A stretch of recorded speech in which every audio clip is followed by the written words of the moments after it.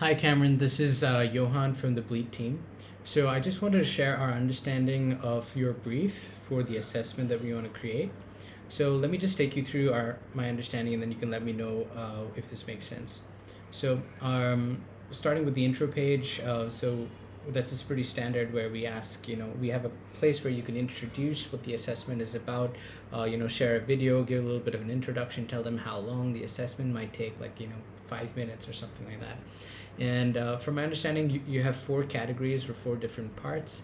And you want to have like an explainer, something that gives an idea of what that first section is about for what each section is about before they get into it, and like about 10 questions per section, which are going to be a Likert scale. So the idea would be you go from your intro page and you do part A, then part B, then part C, and then part D, after which you go to your form page. The form page will basically be a quick place where you can quickly collect information from the user about their name, their email, their PIN code, roles, what church or organization they're from, or anything like that. Now the happy flow, where a user gets more than 35% or 60%, I think you have to decide which one you want to go with, but in all parts or every category, would basically be something like this, where they'd get a results page where you can see their overall score in percentage, and then you'd see their part A score in percentage plus maybe the points to celebrate and one or two points that they should celebrate, part B, part C, part D, and areas to celebrate.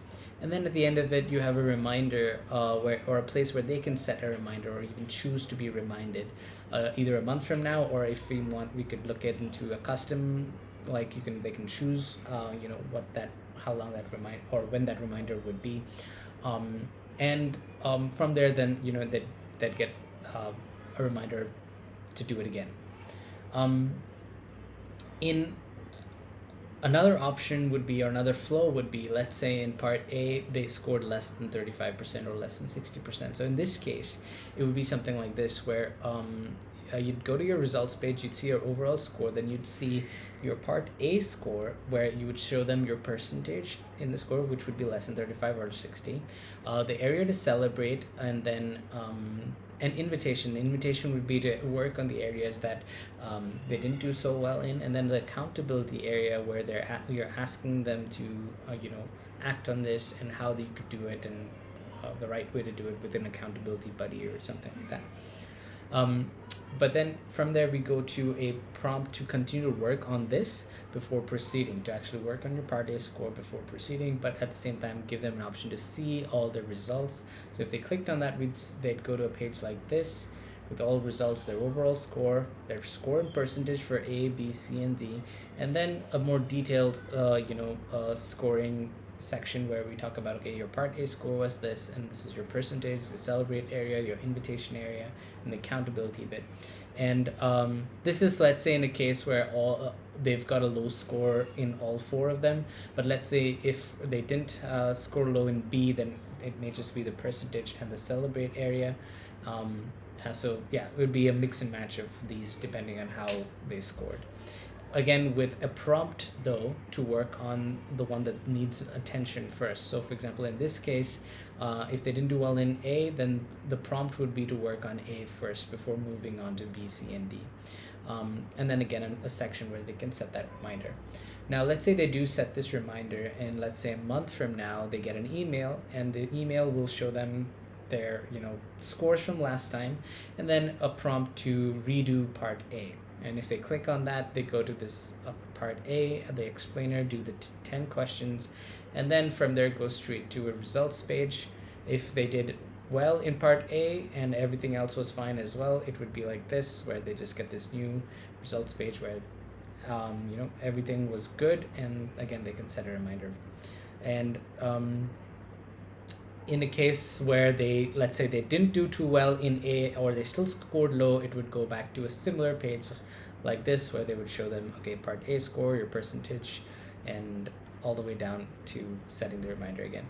Now, in a case where, let's say, they didn't do well in part C or part D, both scores were lower than 35 or 60, then it would be something like this, where we'll show them part A, their score, the area to celebrate in. Part B, the area to celebrate in. And then part C, that would show them the percentage, the area to celebrate in, if there are any, and then your invitation and accountability bit. And again, a prompt here to work on C before going to D. And D's score won't be here unless they click on See All Results, which would then take them here where they'd see all the results. And then an option to set a reminder again. And again, from here, a month from now, it would go to something like this, where if they scored lower than both, we'd show them the last results page, an option to redo part C and D, do part C, then do part D, and then again, based on how well they scored, they'd either go up here to a good score or go back here to a score where that wasn't so good, and then a reminder again to do it in a month, or whether we're going custom or not. So this is the basic understanding that I have. There's a it's slightly more complex than what we've done before. The whole stage gating bit, and so the issue with it is it brings in a lot of pages that we need to be created, way more, like every combination. So for example, this is like just A. Let's say it was just section A that they redo, then that's one. But then there's a section B, or section C, section D, and then there's combinations. Maybe they had to redo A and B, or A, B and C, or A, B, C and D, or just C and D, or just C and B, or A and D. So the number of combinations really increases a lot, and that increases the complexity. And so even to create this and then to be able to test it, testing in itself would take quite a lot of time. So we would estimate just getting something like this done would take about 3 months or so, because of the complexity with this. And in the next video, I'll just share what we recommend and what we could do in a shorter amount of time.